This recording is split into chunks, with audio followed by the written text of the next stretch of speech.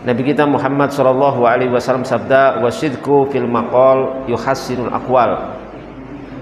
Bahwasanya asidku, kejujuran, jujur itu adalah yuhassinu al aqwal, akan menjadi benteng atau penjagaan bagi ucapan-ucapan seseorang. Jadi Bapak Ibu yang memuliakan, kalau kita ingin akwal, ucapan-ucapan kita terjaga, maka caranya apa? Caranya kita harus membiasakan diri jujur, ya, jujur dalam ucapan-ucapan kita.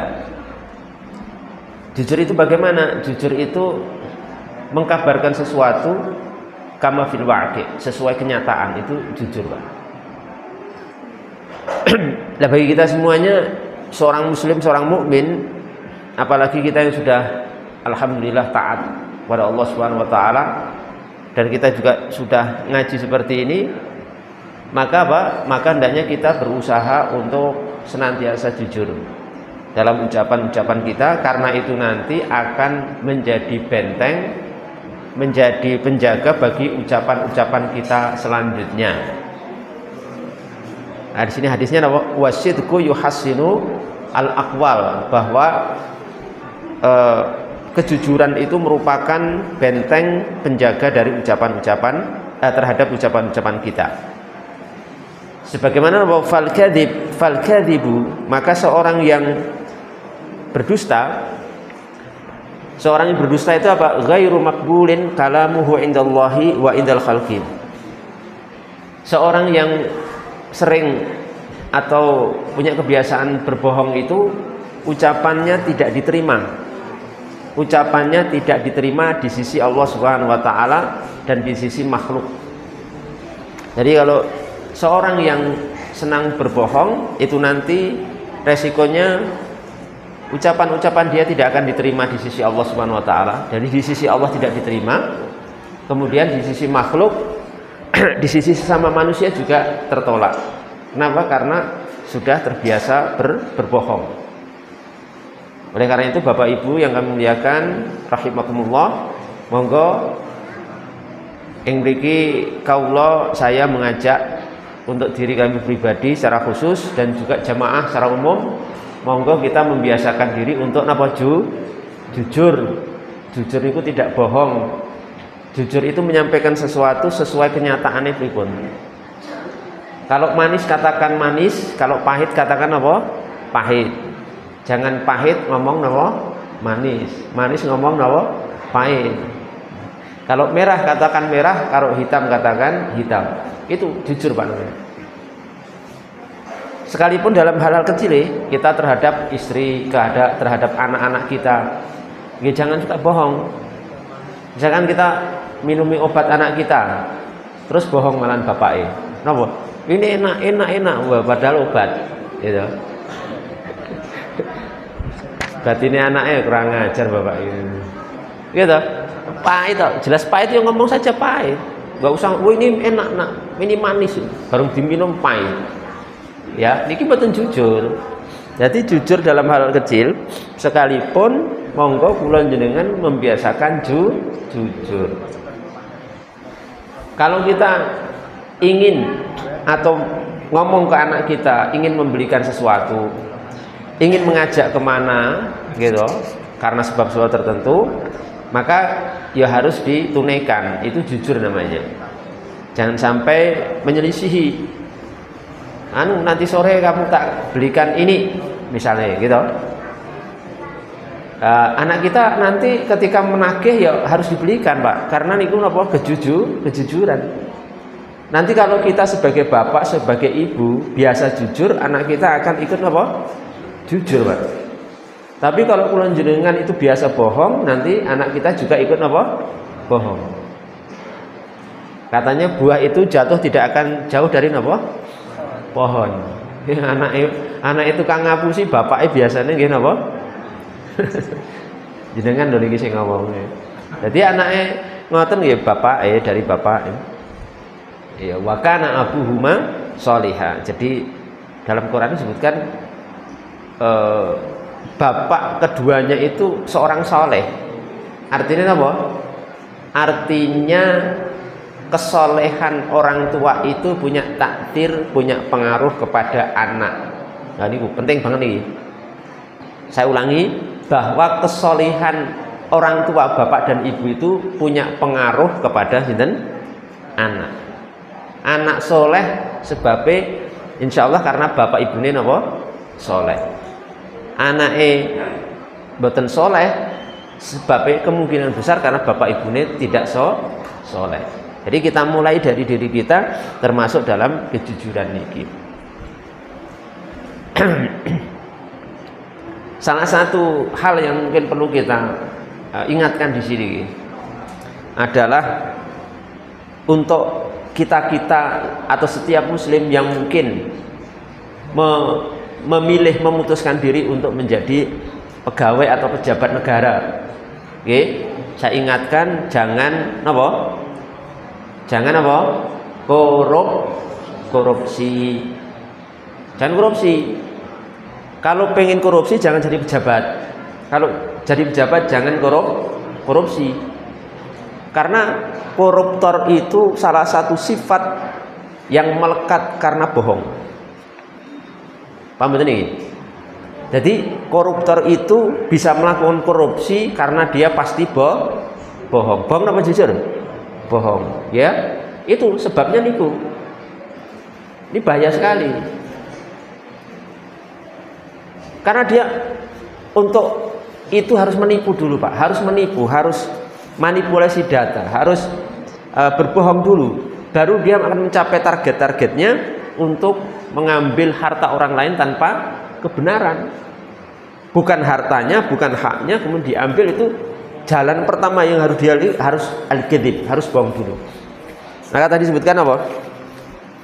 Kata Syekh Nawawi sini, fal kadzibu ghairu maqbulin kalamuhu indallahi wa inda al-khalqi. Orang yang berdusta, berbohong niku ucapannya tidak akan diterima. Dua, di sisi Allah ya ditolak, di sisi makhluk ya ditolak. Jadi korupsi niku misalnya ya nanti ketangkep KPK di penjara, niku jangan kemudian nanti sudah keluar dari penjara kemudian tidak bohong lagi, Pak. Jangan lalu percaya, karena itu karakter. Bisa jadi itu belum sembuh juga, karena dasarnya bukan karena agama, bukan karena Allah Subhanahu wa Ta'ala. Walaupun kadang-kadang kejujuran menika agak sulit, agak pahit. Gitu. Kadang-kadang kalau jenengan jujur itu ya agak sulit, agak pahit. Tapi kita berusaha tetap untuk jujur supaya nopo kita menjadi hamba yang jujur sebagaimana yang sudah difirmankan oleh Allah Subhanahu wa Ta'ala dan Nabi kita Muhammad sallallahu alaihi wasallam. Di sini disebutkan nggih ucapan sahabat Ibnu Abbas. Qala Ibnu Abbasin radhiyallahu anhuma fi qaulihi ta'ala. Sahabat Ibnu Abbas, Abdullah bin Abbas menika pernah menyatakan tentang tafsir firman Allah Subhanahu wa Ta'ala dalam surat Al-Baqarah 42. Allah berfirman wala talbisul haqqo bil batil. Jangan kamu campur adukkan kebenaran dengan kebatilan. Tafsirnya napa? Tafsirnya ngendikanipun Ibnu Abbas radhiyallahu anhu atau anhuma la takhlitu as-sidqa bil kadzibi. Jangan kamu campurkan kejujuran dengan kebohongan. Tidak boleh mencampurkan kejujuran dengan kebohongan, tidak boleh. Itu sama dengan mencampurkan al-haqqu bil batil, kebaikan, kebenaran dengan apa? Kebatilan. Ibaratnya tiang dodol beras gitu. Beras jenenge sake beras rojo lele. Tapi isine beras rojo lele ini 5 kilo, beras bulognya dicampur pinten 20 kilo. 5 kilo rojo lele, 20 kilo napa? Beras bulog. Dicampur terus diparingi jeneng, dikasih nama beras rojo lele. Niki bohong. Raja lele ini mung 5 kilo. Dijenengke raja lele. Sing 20 kilo napa? Bulog, Pak. Didol, dijual di pasar, diberi label beras raja lele. Ya Allah. Enten mboten ngeten iki? Enten mboten iki? Wonge ya teko. Nek mriki mboten enten. Insyaallah mboten. Lho niku memang napa kula jenengan niku diuji, Pak. Dokter-dokter ngoten niku ya sok ngapusi. Ngapunten lho niki. Niki fakta ya. Kita bicara nasihat, bicara ilmu agama. Tapi enggak semua dokter, ini oknum. Makanya segala lini itu harus ada nasihat. Di kedokteran itu juga ada tipu muslihat. Kita paham, kok saya Ustadz kok paham? Karena saya punya teman dokter-dokter. Dari dokter umum sampai spesialis, saya punya teman-teman dekat.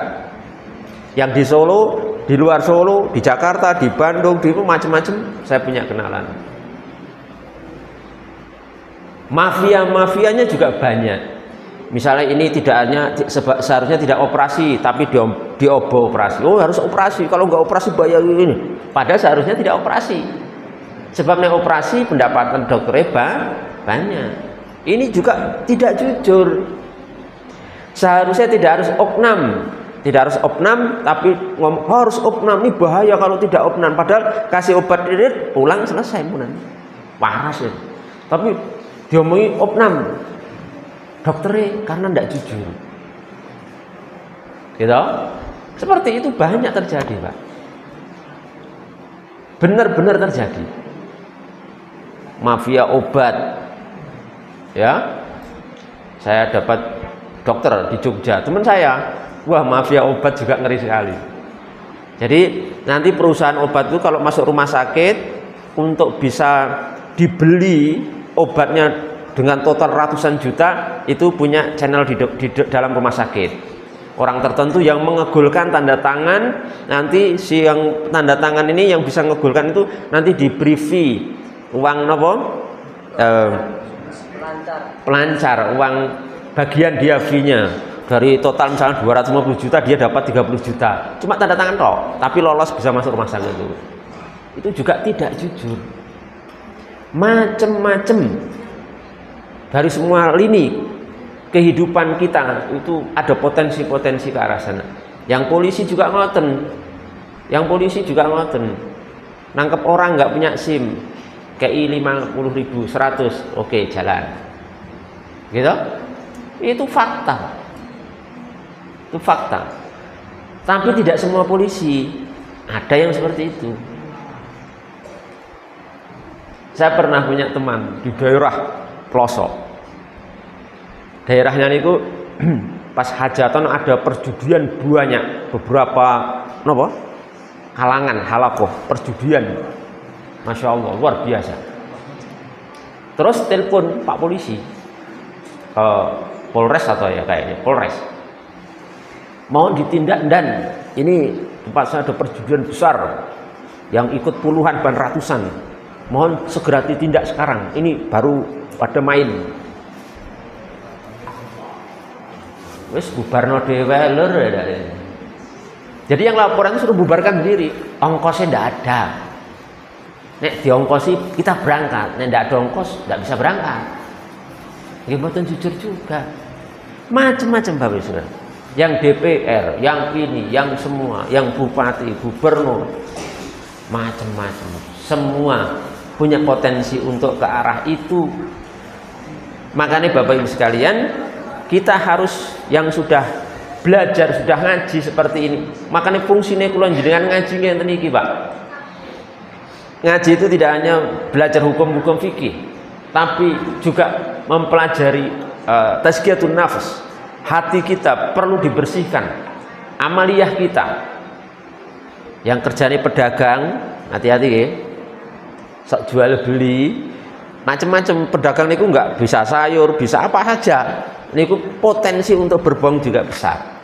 Yang punya travel haji umroh itu juga mafia-mafia, saya tahu juga kecurangan banyak sekali. Saya pernah Ustadz nanti masuk kamar, satu kamar cuma 2 orang, jamin aman, nggak sumpek. Setelah sampai di Madinah, ternyata satu kamar awalnya 2 orang, tambah 4 orang, jadi 4 orang, sampai nggak bisa bergerak. Oh maaf Ustadz, minta bantuan ini. Itu sudah tidak jujur juga. Teman saya umroh, katanya dari Solo langsung apa? Dari Solo langsung Madinah atau Jeddah. Tapi ternyata pesawatnya tidak langsung Madinah. Promosi ini ngomongi Solo langsung apa? Landing Madinah, tapi ternyata tidak. Dan awal promosi ini katanya pesawatnya Saudi Airlines yang bagus nih. Ternyata pas hari H dikasih Lion Air, ya, terus ditransitkan di mana? Di Malaysia. Baru dari Malaysia pindah pesawat lagi baru ke Madinah. Kenapa seperti itu? Karena untungnya lebih banyak. Ketika landing ke transit ke Malaysia baru ke Madinah, itu untungnya lebih banyak. Itu semua kita tahu. Makanya kalau kita tidak punya ketakwaan pada Allah Subhanahu wa taala, kita akan jatuh di situ. Dan para pemilik travel haji dan umrah itu rata-rata sudah paham agama, katanya sudah ngaji, tapi semua itu dilanggar. Hasilnya banyak, melimpah hartanya, tapi mboten berkah. Maka rata-rata pemilik travel haji ini, saya tidak mata semua ya, tapi rata-rata pemilik haji dan umrah ini hartanya tidak berkah, karena penuh dengan tipu-tipu muslihat. Padahal mungkin ya sudah baca hadis-hadis seperti ini, sudah belajar tentang hal-hal seperti ini, tapi pas praktek di lapangan ternyata tidak bisa. Saya tidak mengatakan semuanya, tapi fakta itu ada di lapangan. Benar. Nanti saya yang punya travel nesu ya apa-apa. Bukan untuk nesu, marah dengan kita nasihati kok. Seharusnya malah bayar saya. Ya, para travel itu bayar saya, tak nasihati, kamu jangan begitu. Ya, itu bayar saya malah. Karena dengan itu kamu tak selamatkan dari api neraka. Kezoliman, kebohongan itu dosa besar. Maka seharusnya malah bayar saya, jangan marah ke saya dengan seperti itu. Pak polisinya juga tidak boleh marah dengan saya. Ya, wong itu malah saya selamatkan kok, saya nasihati. Ya, DPR-nya juga begitu. Ya, jangan marah ke kita. Harusnya malah terima kasih pada alim ulama yang mengingatkan. DPR misalnya mau buat undang-undang dari diajukan yang menguntungkan, sogok oleh para pengusaha oligarki, disogok ratusan miliar. Oh, tanda tangan, selesai, dapat uang banyak. Jangan begitu, itu kebohongan. Ya, terutama bagi kaum muslimin yang muslim ya, karena kita intern membicarakan agama ini sesuai dengan Al-Quran dan hadis Nabi dan arahan para ulama kita. Siap mboten niki? Siap jujur mboten niki? Saestu. Oke, bakule sayur wis 2 dina ngomong agek teko. Iki tahune anyar, iki tahune pun 3 dina pun pesing ngomong agek anyar. Enggak boleh iki 3 dina ngomong napa? 3 hari. Saya merasakan nggih berarti. Saya sendiri kadang dulu pernah, Pak. Hal-hal seperti itu pernah walaupun pernah itu enggak sering ya, pernah terjebak di situ. Tapi alhamdulillah saya sudah lepas ya, sudah lepas. Jadi saya sudah enggak main di perdagangan tuh, ternyata ya ngeri juga ya. Yang paling aman ya napa? Yang paling aman udah di wong tani ya. Garap sawah, panen, pangan, sisanya dijual. Wis alhamdulillah. Makanya biasanya wong tani niki keluargane soleh-soleh, anaknya soleh-soleh, nggih, putrine solihah-solihah, dadi wong kabeh. Sadurunge apa? Napa sadurunge wedhus sak Mbak maksudnya sukses-sukses. Nurut-nurut anaknya, napa? Makanannya yang diberikan itu halalan thayyiban. Wong kok tani, Mbak. Tani. Enggak ada manipulasi ini. Disebutkan di sini sampai qala ba'dul hukama, sebagian ahli hikmah mengatakan al-kharsu khairu minal kadhib wa sidqul lisan awwalus sa'adah. Mangrungok ini penting banget niki ucapan al-hukama sebagian para ulama ahli hikmah. Al-kharsu khairum minal kadhib. Orang bisu mendiam, diam niku lebih baik dari bohong. Makanya kadang-kadang tiang bisu niku hikmahnya napa? Hikmahnya tidak bisa berbohong, mboten iso ngomong. Wong bisu niku malah aman, mboten saged ngomong, mboten saged berdosa sepanjang hayatnya sampai wafat karena jangan untuk bohong, untuk bicara saja mboten saged. Sauga malah lebih mudah masuk surga karena dia tidak bisa berbohong, tidak bisa berbuat dosa dengan lisannya karena tidak bisa ngomong. Maka kebisuan itu lebih baik dari berbohong. Ya kebisuan di sini bisu asli atau memang diam ya, maknanya diam. Wasidqul lisan, dan kejujuran lisan itu awwalus sa'adah. Kejujuran lisan itu awwalus sa'adah. Napa awwalus sa'adah niku? Permulaan kebahagiaan. Wis dadi wong jujur bakal mulya, bakal kula jenengan bakal napa? Sa'adah, bahagia dunia akhirat. Mang jujur. Misalnya jenengan jadi pejabat, nih uang bensin ke sana kasih 300.000. Setelah pulang kok masih sisa 5.000, 10.000, kembalikan. Wong jujur apa? Kembalikan. Kenapa kok bisa seperti itu? Ya, karena kita itu selalu dimonitoring oleh Allah. Allah itu khabirun bima ta'malun. Allah itu maha mengetahui apa yang kalian semua lakukan. Jadi kita nggak perlu KPK, Pak. Untuk takut nggak perlu KPK. Kita nggak perlu hukuman karena kita itu sudah punya zat yang selalu mengawasi kita. Allah Subhanahu wa taala itu buah dari keimanan dan keislaman kita. Pejabat hebat, 5.000 dikembalikan. Itu contoh saja gitu, contoh saja.